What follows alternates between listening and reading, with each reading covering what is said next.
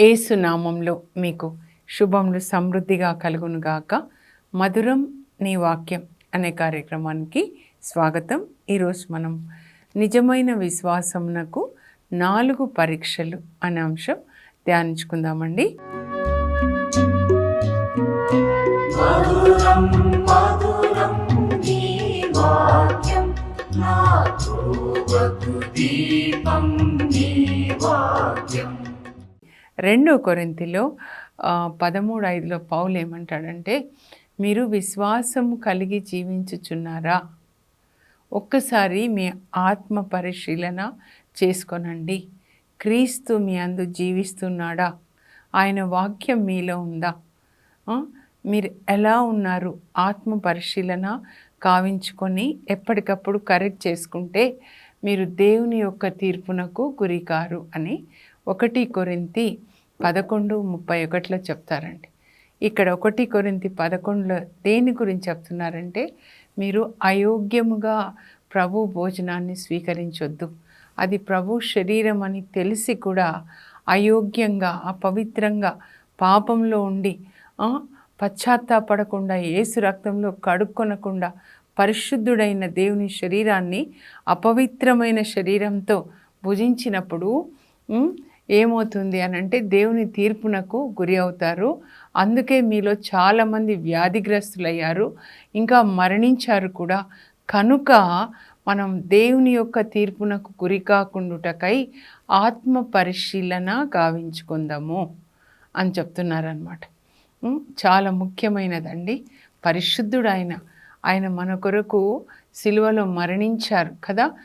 రొట్టె ఎందుకంటే గోధుమలు మరలో వేసి అవి మరలో తిరుగుతాయి కదండి, పిండిగా మారి రొట్టెగా. అంటే మన కొరకు సిలువలో ఆయన నలకుట్టబడ్డారండి. పరిశుద్ధుడు నా కొరకు చేసిన త్యాగం, దీన్ని మీరు ఇది నా శరీరం, మీరు నా జ్ఞాపకార్థంగా దీన్ని చేయండి అంటే ఏం జ్ఞాపకం పెట్టుకోవాలి? సిలువలో పరిశుద్ధుడైన ఆ యేసు ప్రభు యొక్క శరీరం నా కొరకు నలగొట్టబడింది. మరి నా రెస్పాన్స్ ఏంటి అని జ్ఞాపకం పెట్టుకోవాలి. అయితే ఇప్పుడు మన ఆత్మ పరిశీలన చేసుకోవాలి. నిజమైన విశ్వాసం ఉందా అంటే, నిజమైన విశ్వాసం వేరు, మరి అబద్ధమైన విశ్వాసం వేరు అనమాట. ఫేక్ ఏదైనా నోట్లు, ఇప్పుడు డబ్బులు కూడా చూడండి, కరెన్సీ టెస్ట్ చేస్తూ ఉంటారు, ఫేకా లేకపోతే రియలా అని. దేవునికి సంబంధించిన అంతా కూడా రియల్ అండి. నిజమైన విశ్వాసం ఉన్నవాళ్ళు యేసు ప్రభు కొరకు వాళ్ళ ప్రాణాలు అర్పిస్తారు, అపోస్తులాగా అనమాట, పునీతుల్లాగా. మరి ఫేక్ విశ్వాసం అది కూడా ప్రభు చెప్తారు. ఏంటి అనంటే, పెదవులతో ప్రార్థన చేస్తున్నారు వీళ్ళు, హృదయాలు నాకు దూరంగా ఉన్నాయి కనుక వీరి ఆరాధన వ్యర్థం అంటారు. మత్తయి 15:8 అనమాట. హృదయం లోకాశలతో నింపబడి పెదవులతో ప్రార్థన, పెదవులతో పాటలు, అదంతా ఫేక్ అన్నమాట. ఇక్కడ యేసుప్రభు అంటే వాక్యం, యేసుప్రభు యొక్క వాక్యం ఎక్కడ ఉండాలంటే ఇక్కడ ఉండాలన్నమాట. సో 4 ప్రశ్నలండి ఇప్పుడు మనం ధ్యానించుకునేది. ఏంటేంటి అంటే 4 పరీక్షలు, just to test weather your faith is genuine అనమాట. మొదటిది ఏంటంటే, నువ్వు ప్రతిరోజు బైబిల్ చదువుతున్నావా? మొదటిది. నిజమైన విశ్వాసం ఉన్నవాళ్ళు లేవగానే బైబిల్ చదువుతారు, లేకపోతే మిగతా అన్ని ఫేక్ అనమాట. ఆ తర్వాత రెండోది, ప్రతిరోజు ప్రార్థిస్తున్నావా? ప్రార్థన గురించి కూడా చెప్తానండి.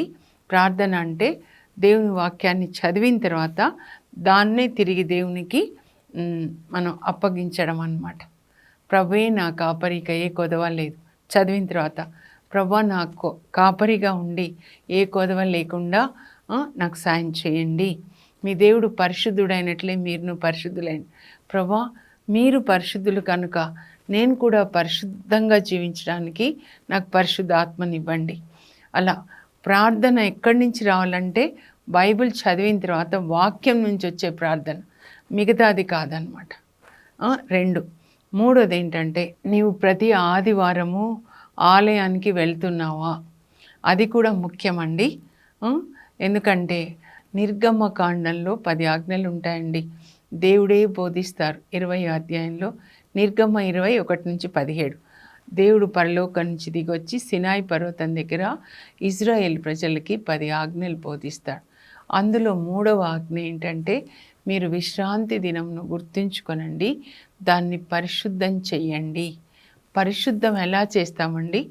మనము అందరం కూడా పరిశుద్ధ వాక్యం ద్వారానే పరిశుద్ధపరచబడతాం. అంతేకాని నేను ఉపవాసం చేశాను, లేకపోతే నేను ప్రార్థనలు చేశాను, ఏది కాదండి. మన క్రియల వల్ల మనం పరిశుద్ధులం కాము. దేవుని యొక్క వాక్యం మనల్ని పరిశుద్ధపరుస్తుంది. యేసు వాక్యం, యేసు రక్తం, పరిశుద్ధాత్మ అగ్ని అన్నమాట. ఈ మూడే 1 యోహాను 5:6లో ఉంటుంది. నేను మీతో చెప్పిన మాటల వల్ల మీరు శుద్ధులైతిరి. శరీరాన్ని ఎట్లా కడుక్కుంటామో నీళ్ళతో, యేసుప్రభు వాక్యం కూడా మన ప్రాణాత్మ శరీరాల్ని శుద్ధి చేస్తుంది. ఎవరంటే పరిశుద్ధ ఆత్మ చేస్తారనమాట.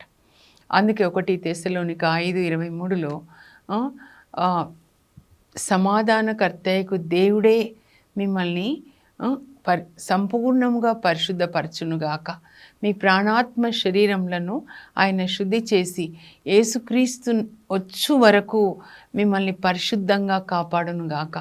పరిశుద్ధాత్మ దేవుడు మనల్ని పరిశుద్ధపరచి యేసుక్రీస్తు వచ్చే వరకు పరిశుద్ధమైన కన్యకగా మనల్ని కాపాడి ఆయన వచ్చినప్పుడు ఇదిగో మీ కన్యకాని పెళ్లి కుమారికి అప్పచెప్పి ఆయన పరలోకానికి వెళ్తారనమాట. కనుక మన ఆదివారం ఎందుకు వెళ్ళాలి సంఘానికి అనంటే, మనం ధ్యానించుకుందామండి. లేవియకాండం 23:3లో మీరు ఆదివారం రోజున అంటే విశ్రాంతి దినాన సంఘముగా దేవుణ్ణి ఆరాధించాలన్నమాట. సంఘముగా, ఎందుకంటే మనందరం కలిసి క్రీస్తు వధువండి. యేసు ప్రభు పెళ్లి కుమారుడైతే సంఘమంతా కలిసి పెళ్లి కుమార్తె.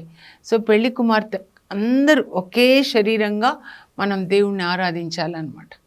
అది అప్పుడు మనల్ని ఆయన సంఘంగా మనల్ని ఆశీర్వదిస్తారు, ప్రేమనిస్తారు, ఐక్యతనిస్తారు. ఆదిమ సంఘం ఎట్లా ఉన్నారో అలా అన్నమాట. అందరం కలిసి దేవుణ్ణి ఆరాధించాలి. సో 3 అయిపోయినాయి కదండి. నువ్వు ప్రతిరోజు బైబిల్ చదువుతున్నావా? ప్రతిరోజు ప్రార్థిస్తున్నావా? ప్రతి ఆదివారము సంఘ ఆరాధనకు హాజరవుతున్నావా?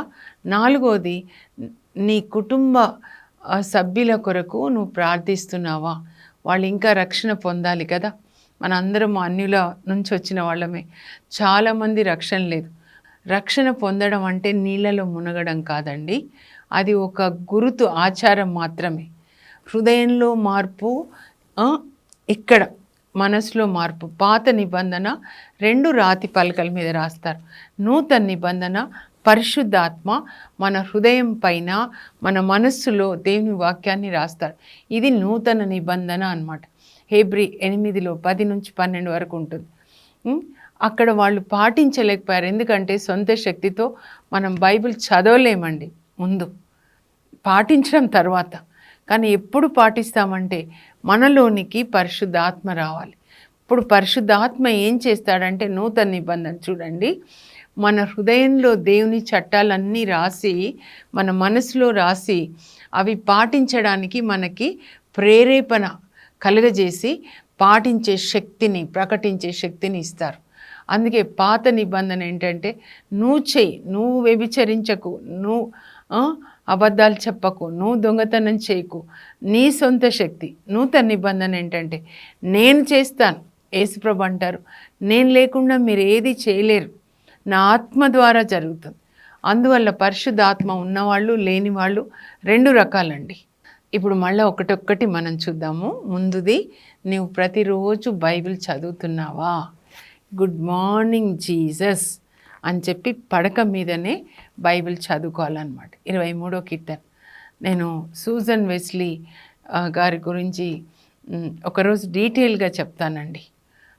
19 మంది పిల్లలు ఆ తల్లికి. వాళ్ళ పిల్లలకి 5 సంవత్సరాలు, 5th బర్త్డే అంటే అప్పటి నుంచి వాళ్ళు రూల్స్ అన్నమాట. ఆమె రూల్స్ మెథాడికల్గా పెంచుతుంది. అందుకని వాళ్ళ 15వ అబ్బాయి జాన్ వెస్లీ మెథాడిస్ట్ సంస్థని స్థాపిస్తాడనమాట. ఆయన ఏమంటాడంటే, నేను మా మమ్మీ దగ్గర నేర్చుకున్న ఈ బైబిల్ జ్ఞానము ఈ ప్రపంచంలో ఏ ఇతర థియాలజిస్ట్ అంటారు పెద్ద పెద్ద వాళ్ళ దగ్గర కూడా నేను నేర్చుకోలేదు. అంత చక్కగా మమ్మీ పెంచింది. 5 సంవత్సరాలు వయసు వచ్చినప్పుడు పిల్లలందరూ పడక మీదనే పరలోక ప్రార్థన కీర్తన 23 చెప్పి బైబిల్ చదివి కింద కాలు పెట్టాలి. ఒకవేళ పొరపాటున కాలు ఇట్లా నిద్రలో కింద పెట్టారంటే బెత్తంతో వేస్తుందంట కాళ్ళ మీద. అందువల్ల ఆ నొప్పి ఇంకా గుర్తుంటుంది కదా. ఎంత చక్కగా వాళ్ళ అమ్మ పెంచిందంటే ఇంట్లోనే బోర్డు పెట్టుకొని పిల్లలకి బైబిల్ నేర్పించిందండి. బైబిలే కాదు, హీబ్రూ, గ్రీక్, ఎంత గొప్ప తల్లి అనమాట ఆమె. ఆదివారము వాళ్ళ పిల్లలకి ఇంట్లోనే మట్టి గోడల ఇల్లు అండి ఇంగ్లాండ్లో. ఇంట్లోనే పిల్లలకి ఎప్పుడూ తన పిల్లలకి స్కూల్కి పంపే డబ్బులు లేవు, 3 ఆవుల పాలతోనే బ్రతకాలన్నమాట. కనుక ఇంట్లోనే ఆమె నేర్పించింది పిల్లలకి సైన్స్, ఇంగ్లీష్, తర్వాత ముఖ్యంగా బోధించింది బైబిల్ అనమాట. తన పిల్లలతో పాటు ప్రక్కనున్న వాళ్ళ పిల్లలందరూ పెద్దవాళ్ళు కూడా వచ్చేవాళ్ళు అంటండి వాక్యం వినడానికి అనమాట. 300 మంది. ఆ ఇంట్లో మట్టి గోడల ఇల్లే ఒక చర్చ్ లాగా అయిపోయింది అనమాట. వాళ్ళ ఒక పాప అండి, నేను చెప్తాను, మహీత్ బెల్ అనే ఒక పాప గ్రీక్లో బైబిల్ బై హార్ట్ చేసిందంట. వాళ్ళు ఇంగ్లాండ్ అంటే ఇంగ్లాండ్, వాళ్ళ సొంత భాష ఇంగ్లీష్, గ్రీక్లో బై హార్ట్ చేసిందంట మహీత్ బెల్. 8 సంవత్సరాలకే అనమాట. జాన్ వెస్లీ రాస్తాడండి వాళ్ళ తల్లిగారి గురించి. ఆమె చనిపోయినప్పుడు ఆమె గురించి కొడుకు ఏమంటాడో, వాళ్ళమ్మ ఏమి వాళ్ళ హృదయాల్లో మిగిల్చిపోయిందని. ఈ అబ్బాయి మెథాడిస్ట్ సంస్థని స్థాపిస్తాడండి, జాన్ వెస్లీ, 15వ అబ్బాయి అన్నమాట. ఇంకొకరు చార్ల్స్ వెస్లీ అమెరికాలో స్వార్థను బోధిస్తే విడాకులన్నీ కూడా తగ్గిపోయినాయంటండి. 6,000 ప్రసంగాలు చేసేవాడంట జాన్ వెస్లీ. గుర్రం మీద వెళ్తూ 1500 మైళ్ళు ప్రతిరోజు వెళ్ళి సువార్త బోధిస్తే ఆయన ఏమంటాడంటే చనిపోయేటప్పుడు కూడా, మన ఇండియాలో కూడా ఉన్నాయండి మెథాడిస్ట్ చర్చెస్, ఎట్లా నేను ప్రభా నీకోసం మండాలి కానీ తృప్పు పట్టకూడదు, నా తల్లి నాకంత టీచర్ మొత్తం అన్నీ నా తల్లి అని చెప్తుందన్నమాట. సో అట్లా తల్లులు తండ్రులు మీరు మీ పిల్లలకి బైబిల్ మంచం మీదనే చదవడం నేర్పించండి లేవగానే. ఎందుకంటే యేసు ప్రభు ఏమంటారంటే యెషయా 50లో 4వ వచనంలో, ప్రతి ఉదయము నా దేవుడు తండ్రి నన్ను లేపుతారు, ఒక గురువు శిష్యునికి బోధించినట్లుగా నాకు బోధిస్తారు, నేను వింటాను. ఆయన నాకు బోధ చేయు శక్తిని ఇచ్చారు, సంభాషించే శక్తిని ఇచ్చారు. ఎందుకంటే అందరినీ, దుఃఖంలో ఉన్న వాళ్ళని ఓదార్చడానికి. ప్రతిరోజు ఈరోజు ఏం చేయాలో ఆ ప్రోగ్రాం అంతా యేసుప్రభు వాళ్ళ నాన్న దగ్గర తీసుకొని అదే చేశాడండి. నేను ఈ లోకానికి వచ్చింది నా సొంత చిత్తం చేయడానికి కాదు, నా తండ్రి చిత్తం చేయడం. మిమ్మల్ని ఎందుకు లేపారు ఈరోజు తెలుసా మీకు? మీతో మాట్లాడాలని. మీకు వేరే ప్లాన్స్ ఉండొచ్చు, లేవగానే ఆయన మాట్లాడింది మీరు వినాలి. అలా మనము అలవాటు చేసుకోవాలండి. ఒక నిజమైన విశ్వాసము, నిజమైన క్రైస్తవుడు లేవగానే బైబిల్ చదవడంతో తన దినాన్ని ప్రారంభించాలి. అబ్రహాం లింకన్, అలా చాలామందిని చెప్పగలను నేను, గాంధీజీ, వీళ్ళు లేవగానే బైబిల్ చదువుకుంటారు. అబ్రహాం లింకన్ ఎప్పుడు చూసినా కట్టెలు కొట్టుకునేవాళ్ళు కానీ ఎప్పుడు బైబిల్ చదువుతూ ఉంటారంట. చూడండి, 16th ప్రెసిడెంట్ అయిపోయాడు. ఆ తర్వాత ఇప్పటికీ అమెరికాలో మరి వైట్ హౌస్లో ఎవరు ప్రెసిడెంట్ ఓత్ తీసుకునేటప్పుడు, ఓత్ సెరమనీ, ప్రమాణ స్వీకారం, అబ్రహాం లింకన్ గారి బైబిల్ మీద చేపెట్టి వాళ్ళు ప్రమాణ స్వీకారం చేస్తారంట. మనము లోకానికి ఎట్లా గుర్తుండాలంటే bible Jacinta, bible Abraham Lincoln, bible Anthony వారు, నా పేరని కాదు కానీ బైబిలు మన శరీరంలో ముఖ్యమైనదిగా ఉండాలి. మీరేం చేయాలో ప్రతిరోజు మీతో మాట్లాడతారండి. మీరు తప్పుడు నిర్ణయాలు తీసుకోకుండా ఆయన మనల్ని నడిపిస్తారు. దేవునితో నడవడము, దేవుని ఆరాధించడం అంటే బైబిల్ని చదివి దేవుడు ఏం చెప్పారో అది చేయడం అన్నమాట. మీరు ఒక్క గ్రంథం చదవండి, మత్తయి సువార్త చదవండి, అంతే. ఆయన ఏం చెప్తున్నారో అదే మీరు చెయ్యండి. మీ జీవితం ఎప్పుడు కూడా ఆనందంగా మరి సంతోషంగా నీతి మార్గంలో శాంతిగా ఆరోగ్యంగా మీరు ఉంటారనమాట. డబ్బు ఉండడం అది ఆశీర్వాదం కాదండి. ఈ యొక్క వాక్యము అనే ఐశ్వర్యం హృదయంలో ఉండాలి, దాన్ని పాటించాలి, అది ఆశీర్వాదం అన్నమాట. ఇంకా రెండోది ఏంటంటే ప్రార్థన. ప్రతిరోజు ప్రార్థించడం. ఇప్పుడు బైబిల్ చదివిన తర్వాత ఏది మనం చదువుతామో దాన్ని ఏం చేయాలంటే దాన్ని ప్రార్థనగా మార్చుకోవాలన్నమాట. దావీదు అంటాడు 40వ కీర్తన 8లో, ప్రభా నీ చిత్తం చేయటం నాకు పరమానందం. మీరు అది చదివారనుకోండి, ప్రభా ఎల్లప్పుడూ నీ చిత్తం చేసేటట్లుగా నా చిత్తం చేయకుండా నాకు సాయం చేయండి. పాపం ఏంటంటే మన సొంత చిత్తం చేయడం, నీతి ఏంటంటే దేవుని చిత్తం చేయడం. మరియ తల్లి ఏమంటారు, అమ్మా నువ్వు దేవుని యొక్క తల్లి, గర్భం ధరించి కుమారుని కంటావు, ఆయనకి యేసు అని పేరు పెట్టాలి అన్నప్పుడు ప్రభు నేను ప్రభు దాసురాలను, నీ చిత్తం చొప్పున నాకు జరుగును గాక అని దేవుని యొక్క చిత్తానికి సమర్పించుకుంటారు. బైబిల్లో నేను ఉదాహరణకు చెప్తున్నాను, లూకా 6:36, మీ తండ్రి వలె మీరు కనికరం కలిగి ఉండండి. యేసు ప్రభు ఎప్పుడు చెప్పేది ఏంటంటే కనికరం కలిగి ఉండండి. అప్పుడు ప్రభువా నేను కనికరం కలిగి ఉండేటట్లుగా నాకు సహాయం చేయండి. ఈ 1000 స్తుతుల బుక్లో చివరి పేజ్లో అండి పునీత ఫాస్టినా గారి ప్రార్థన ఉంది. పునీత ఫాస్టినా గారు ఏమంటారంటే, ప్రభువా నేను కరుణ కలిగి ఉండేటట్లుగా నా హృదయాన్ని కరుణతో నింపండి, నేను పరులకి సాయం చేసేటట్లు నా చేతులను ఆశీర్వదించండి, నేను మంచిగా కరుణ కలిగి మాట్లాడేటట్లు నా నాలుకను ఆశీర్వదించండి, నేను రోగుల దగ్గరికి వెళ్ళేటట్లు నా పాదములను అభిషేకించండి.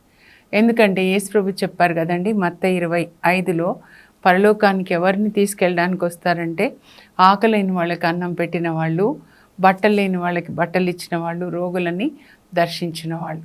కనుక అది చదివిన తర్వాత నేను ఈ విధంగా జీవించాలి, నేను రోగులకి సేవ చేయాలి, బట్టలేని వాళ్ళకి బట్టలు ఇవ్వాలి, అన్నం ఆకలేని వాళ్ళకి అన్నం పెట్టాలి, ఆత్మకు కూడా పెట్టాలి. నా కాలింగ్ మదర్ తెరీసా కాలింగ్ కాదండి. వాళ్ళేమో శరీరానికి కదా అన్నం పెడతారు, పేదల్ని చూసుకుంటారు. నా కాలింగ్ ఏంటంటే ఆత్మకు ఆహారం పెట్టడం అన్నమాట. అందుకే నేను ఎప్పుడు అడుగుతా, ప్రభా let my tongue feed thousands with the word of God.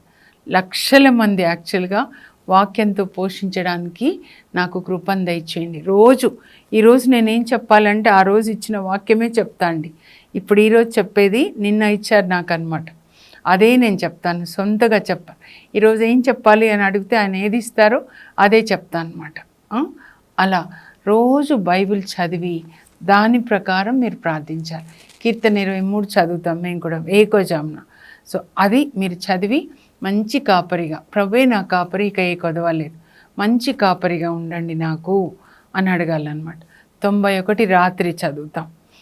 అప్పుడు మా ఇంట్లో మీ దూతల్ని కాపుతలుగా ఉంచండి, మీ ఇంటి చెంతకెట్టి అంటు రోగం రాదు, ఎటికీడు సంభవింపదు, ప్రభా ఈ వాక్యాలు నాకు నెరవేర్చండి. మీరు ఇలా ప్రార్థించండి. అందుకే యెషయా 62:6లో యెషయా ఏమంటారంటే, మీరు దేవునికి ఆయన చేసిన వాగ్దానాల్ని జ్ఞాపకం చెయ్యండి అంటారనమాట. బైబిల్లో అంత 8500 వాగ్దానాలు ఉన్నాయండి, ఆజ్ఞలు కూడా ఉన్నాయి. ఆజ్ఞలు పాటించాలి, అప్పుడు మనకి వాగ్దానాలు అన్నమాట. కనుక ఆయన ఏ వాగ్దానం చేశాడో, యేసు రక్తం మనల్ని ప్రతి పాపం నుంచి కడిగేస్తుంది కనుక ఆ విధంగా ప్రార్థించాడు. ఆయన చేసిన వాగ్దానాల్ని జ్ఞాపకం చేస్తూ మీరు ప్రార్థించాలి, వేరే ప్రార్థన కాదు, బైబిల్ ప్రక్కన పెట్టి చేసే ప్రార్థన కాదు. అందువల్ల my people are destroyed because of lack of knowledge. దైవ జ్ఞానం లేక నా బిడ్డలు నశించిపోతున్నారు. ఇందులో ఎన్నెన్ని వాగ్దానాలు ఉన్నాయి. మన ఆయన రక్తంలో కడగబడి నీతిమంతులుగా చేయబడ్డాం. ఇంకా నేను పాపి సాతాను చెప్తుంటాడు నువ్వు పాపి.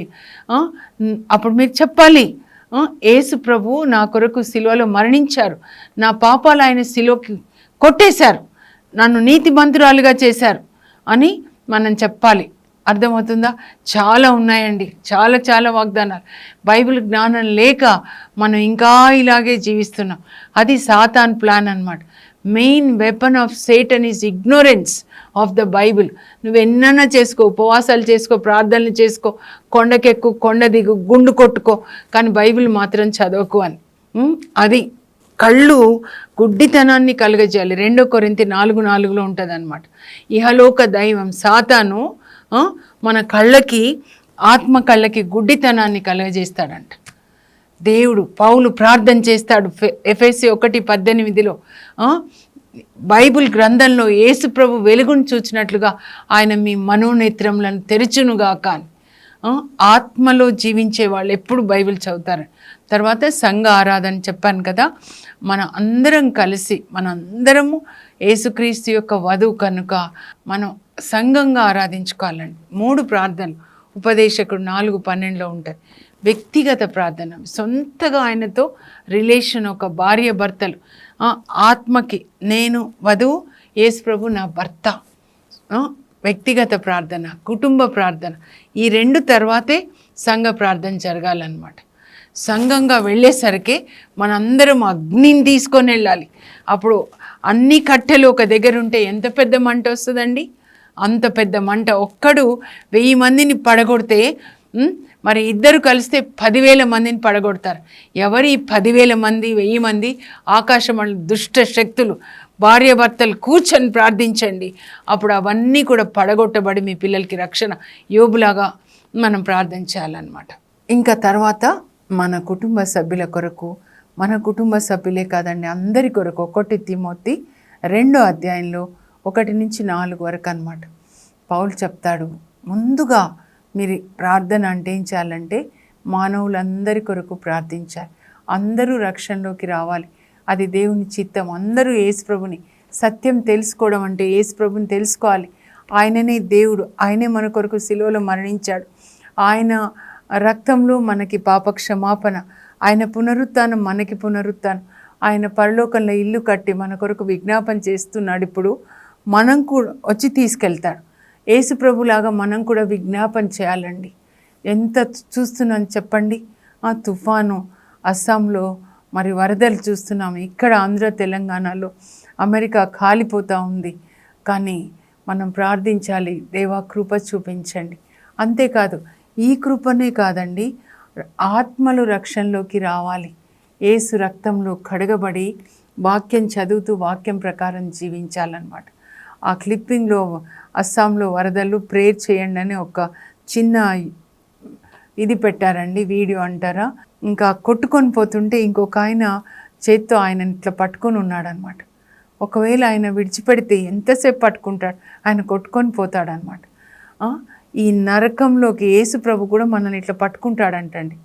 ఆ కృప ఎంతకీ మారకపోతే, ఆయన విడిచిపెడితే ధనికుడు ఎక్కడికి పోయినాడు చూడండి. పాపులు కూడా యేసు ప్రభు చేతిలోనే ఉంటారంట. కానీ ఆయన కృప చూసి చూసి అలా అంటే ధనికుడు నరకానికి పోయినట్లు అనమాట. ఆ వరదల్లో అట్లా నేను చూస్తుంటే ప్రభు చెప్పారు, ఇదిగో అలా పట్టుకొని ఉన్నారు, ఇంకా ఎంతసేపటికి మారకపోతే విడిచిపెడితే అంతే. కానీ అది మనకు జరగకూడదండి. నేను ముఖ్యమైనవి చదువుతాను. నిజమైన విశ్వాసం నాకు 4 పరీక్షలు. మీరు విశ్వాసము కలిగి జీవించుచున్నారో లేదో మీరే ఆత్మ పరిశీలన చేసుకొనుడు. వాక్య వెలుగులో మనమే ఆత్మ పరిశీలన గావించుకొనినచో మనం దేవుని తీర్పునకు గురికాము. మొదటి పరీక్ష, ఫస్ట్ టెస్ట్. నీవు ప్రతిరోజు బైబిల్ చదువుతున్నావా? బైబిల్ దేవుని స్వరం. వాక్యం ద్వారా దేవుడు మనతో మాట్లాడతారు. యేసు మాటలను పాటించుట మనం దేవుని శిష్యులమని నిరూపిస్తుంది. నా గొర్రెలు నా స్వరాన్ని వింటాయి. రెండో పరీక్ష, నీవు ప్రతిరోజు ప్రార్థన చేస్తున్నావా? ప్రార్థన ద్వారా దేవునితో సంబంధం ఏర్పరచుకుంటాం. ఆయన మన తండ్రి, మనం ఆయన పిల్లలు. ప్రార్థనలో దేవుడు మన సమస్యలకు పరిష్కారం చూపిస్తాడు. ప్రార్థన ద్వారా దేవుడు తన చిత్తంను మనకు బయలుపరుస్తాడు. యేసు శిష్యులను ఎంపిక చేసుకొనుటకు రాత్రంతా ప్రార్థించాడు. లూకా 12లో తండ్రి దేవుణ్ణి అడిగి ఆ శిష్యులలో నుంచి 72 మంది నుంచి 12 మందిని ఎన్నిక చేసుకున్నాడు.